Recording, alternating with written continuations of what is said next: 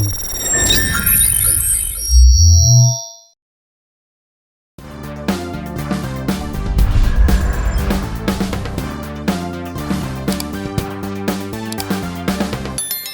orang marah ketika PSM ini butuh stadion.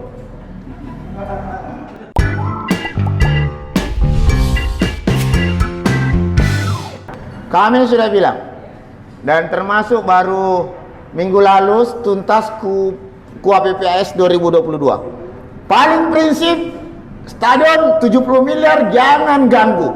Pokoknya laksanakan stadion ini tuntas 2022, 70 miliar jalankan sampai selesai. Stadion aman, bos. Oke, itu dalam konteks aman sudah diperjuangkan. Itu 70 miliar sepertinya belum cukup untuk sebuah stadion internasional. Setiap akhir pekan yang menjadi waktu istimewa sebuah keluarga malah dihabiskan untuk mengurus porang.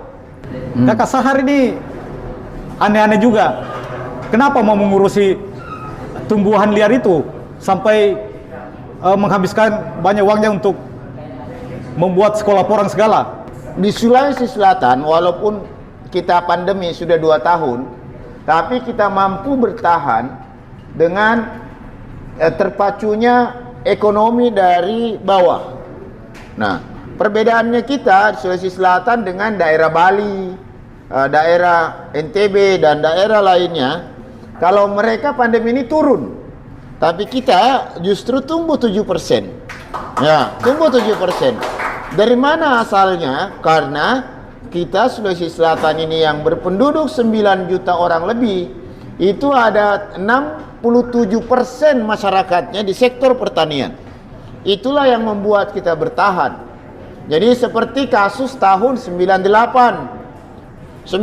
boleh krisis ekonomi di Jakarta, tapi di Sulawesi Selatan saat itu tumbuh pertaniannya yang membuat masyarakat dari desa bisa beli mobil, bisa beli rumah, karena saat itu ada kakao yang bertahan, yang menjadi tingkat produktivitasnya tinggi dan harganya tinggi. Dengan dasar itu termasuk saya di daerah pemilihan saya, Sidra Pindrang Endrekang, yang kurang lebih penduduknya ada 82% mereka di sektor pertanian. Mereka makan dan hidupnya di situ.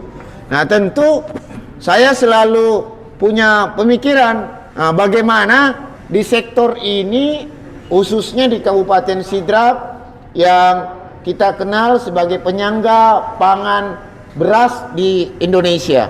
Tapi di sektor itu sudah berjalan dengan bagus. Nanam padi orang bagus, menanam jagung bagus. Nah, di Endrekang juga begitu, di Pindrang juga begitu. Endrekang ada bawang, ada kopi. Nah, tapi masih banyak ratusan bahkan ratusan ribu hektar tanah yang tidak termanfaatkan, tanah marginal. Dari situ saya berpikir saya harus punya inovasi di sektor pertanian supaya bisa mendorong pertumbuhan ekonomi masyarakat dari bawah dan juga bisa menjadi pekerjaan tambahan buat petani.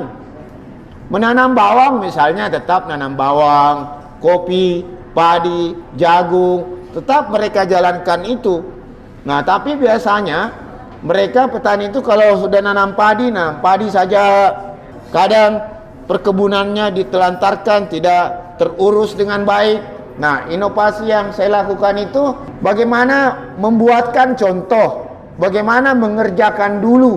Nah, dulu saya terinspirasi, saya harus pilih komoditi. Komoditi apa yang cepat, dalam waktu yang tidak terlalu lama, tapi bisa mendongkrak pertumbuhan ekonomi dan bisa mendongkrak pertumbuhan pendapatan masyarakat.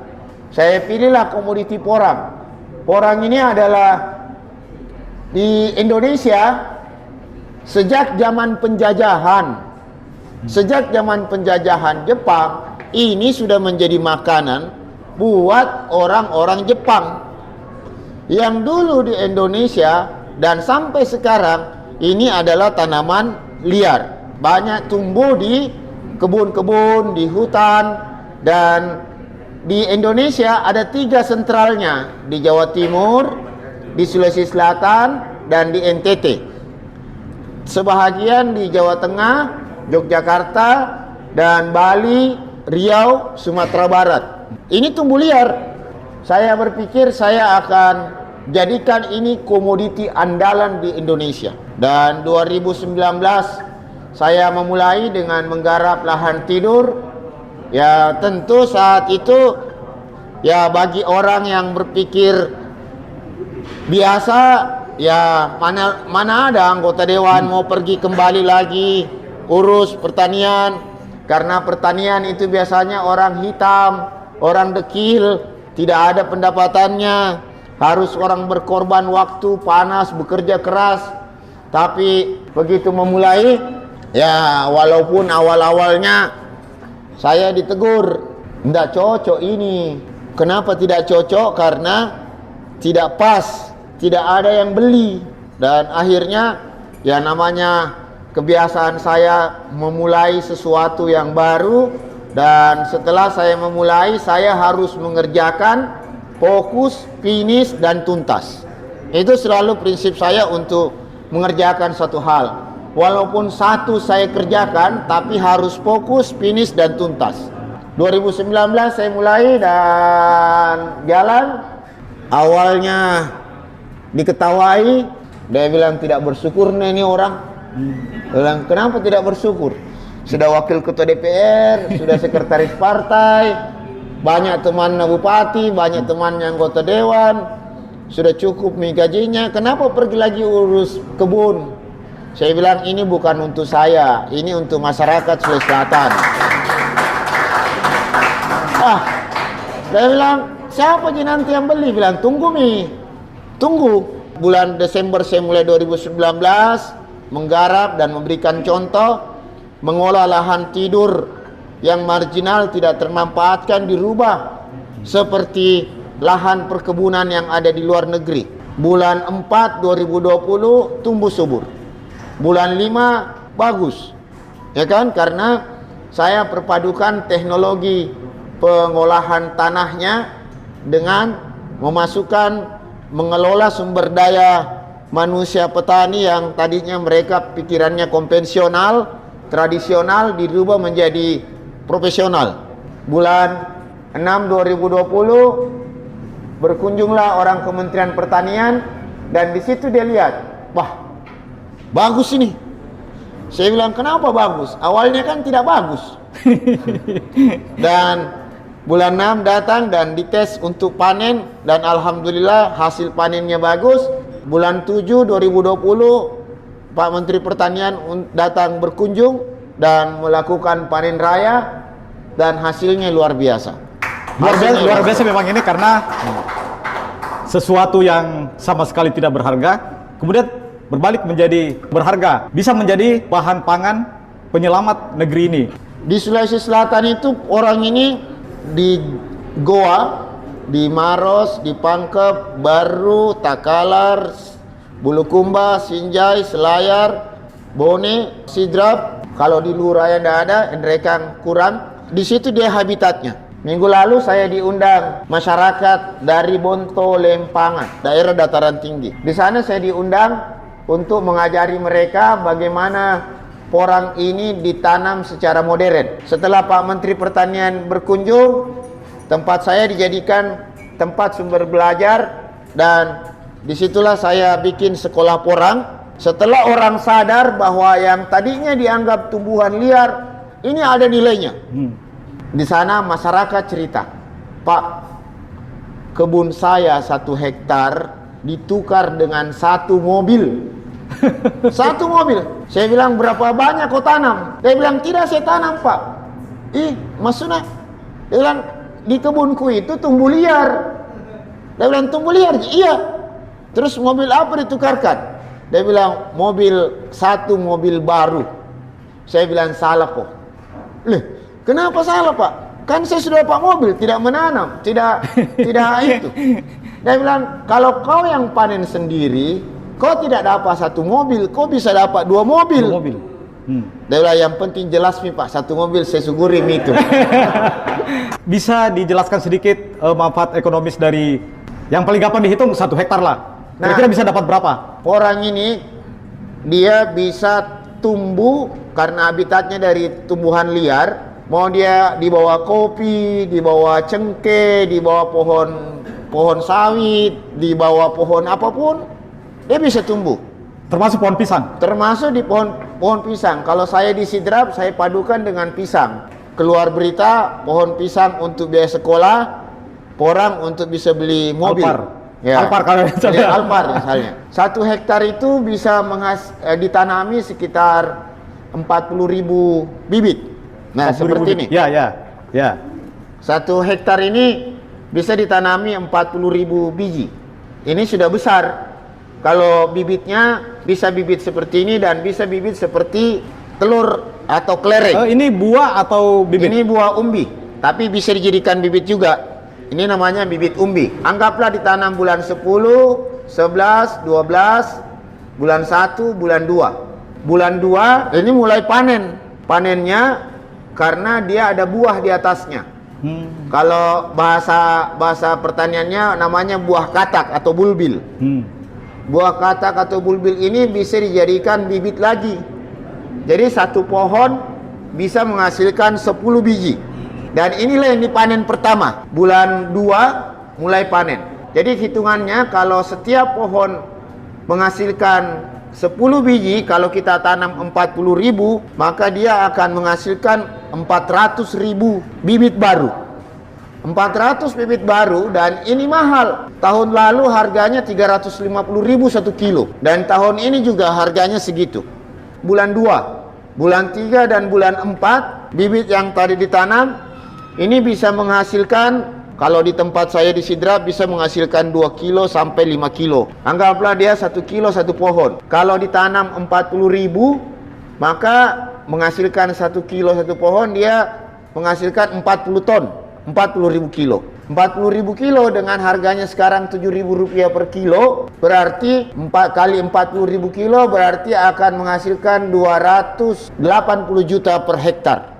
280? Iya, 280 juta per hektar dengan usia 8 bulan. 8 bulan? Iya. Tapi modal produksinya besar karena kita harus membeli bibit dulu mahal. Tapi bagusnya porang ini hanya 1 kali kita investasi beli bibit karena dia akan menghasilkan bibit baru. Jadi modalnya kalau dia dikelola secara modern, profesional dan bagus, itu per hektarnya bisa sekitar 80 juta per hektar modalnya. Modal produksi. Tapi hasilnya bisa menghasilkan 280 juta. Jadi dalam 8 bulan biaya produksi 80 juta, 200 juta hasil bersihnya. Kalau dibagi dalam 8 bulan, itu kurang lebih sekitar pendapatan petani bisa sampai 20 jutaan per bulan. Per bulan? Wah, Iya. luar biasa. Kalah 20 jutaan ya, kalah misalnya anggota dewan. Pak Presiden mendorong dan memerintahkan Kementerian Pertanian untuk menjadikan komoditi ini menjadi komoditi andalan Indonesia. Kenapa andalan Indonesia? Dalam waktu singkat menghasilkan banyak hasilnya. Dan yang kedua, produk turunannya bisa dijadikan apa saja. Semua bisa. Satu, bisa dijadikan bahan pangan, bisa dijadikan beras, mie, tepung. Yang kedua, bisa jadikan kosmetik, sabun, masker, hand sanitizer. Yang ketiga, bisa jadikan obat-obatan. Obat diabetes karena ini no gula, no gluten. Jadi kalau makan ini dia rasanya selalu kenyang dan tidak ada gulanya. Makanya kalau di toko-toko modern harga berasnya ini per kilo 240.000 per kilo. Namanya beras shirataki. Beras shirataki dari hasil produknya ini. Oh, itu sudah dari porang? Beras Itu dari sudah porang? dari porang. Dan insya Allah saya bulan 5 ini karena saya sudah paham betul, sudah paham tentang budidayanya. Sekarang ini untuk bulan 5 insya Allah saya akan persiapkan industri. Target saya bulan 5 pabrik porang di Kabupaten Sidrap sudah berdiri dan sudah bisa memproduksi beras dan mie. Ya, ini contohnya. Kenapa produk ini mahal? Tanaman liar ini mahal karena dia ada 2 kandungan.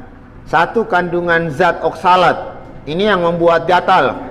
Kemudian zat glukomanan, glukomanan ini yang dibuat menjadi bahan obat-obatan, termasuk kosmetik. Nah, salah satu produk yang kami dorong bekerja sama dengan UMKM yang ada di Kota Makassar. Jadi tepung glukomanan porang ini, tepungnya itulah menjadi bahan campuran, menjadi masker untuk bikin cantik muka. Kemudian sabun, karena sabun porang ini glukomanannya mengandung pati. Pati itu dia bisa membuat muka putih dan membuat bagus. Terus ini dibuat sabun. Lalu hand sanitizer. Hand sanitizer ini bisa dicampurkan untuk bahan apa saja. Coba kakak, coba dulu. Ya. Bagus apa tidak? Nah. Ya. Nah, ini produk turunannya. Dan insya Allah mohon doanya masyarakat Sulawesi Selatan dan teman-teman Pajar Group, tolong dibantu kami untuk bagaimana membesarkan kegiatan ini yang tujuannya untuk menambah pendapatan masyarakat Sulawesi Selatan. Makan porang insya Allah bisa sehat dan perut kita tidak besar kalau makan porang.